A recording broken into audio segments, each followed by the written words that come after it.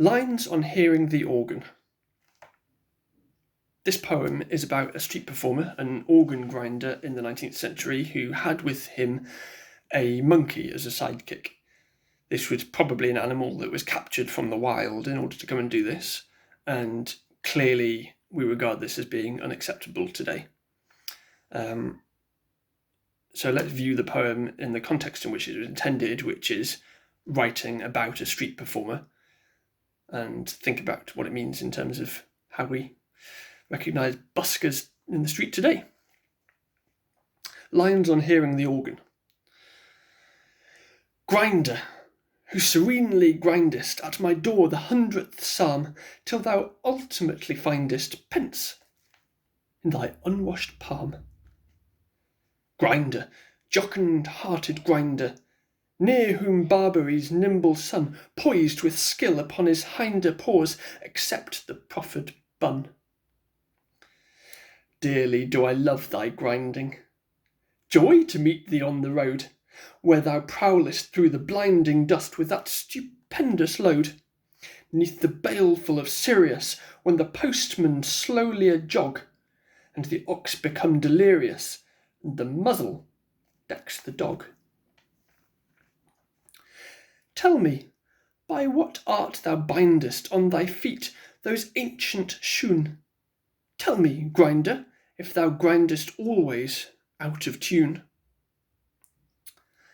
Tell me if, as thou art buckling on thy straps with eager claws, thou forecastest, inly chuckling, all the rage that thou wilt cause.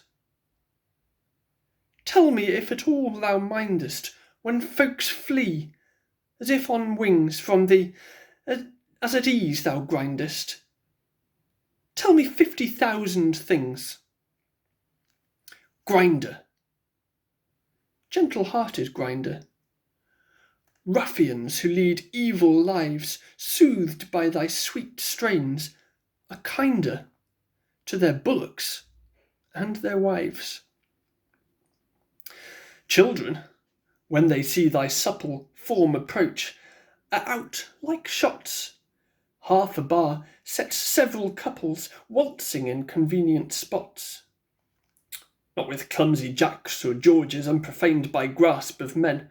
Maidens speed those simple orgies, Betsy Jane with Betsy Ann.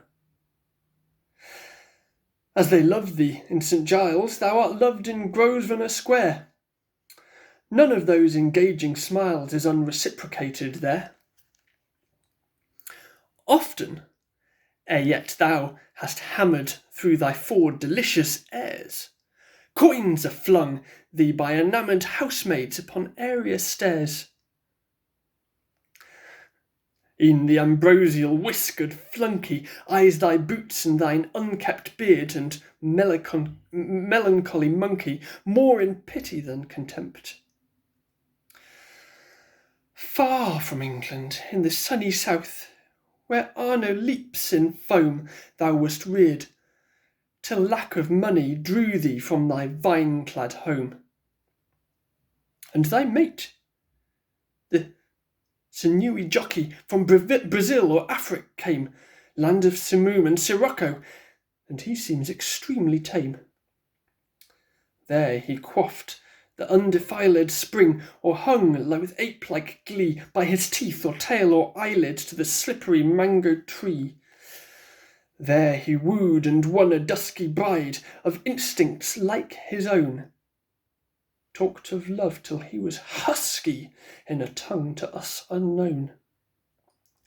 Side by side 'twas theirs to ravage the potato ground, or cut down the unsuspecting savage with well-aimed coconut,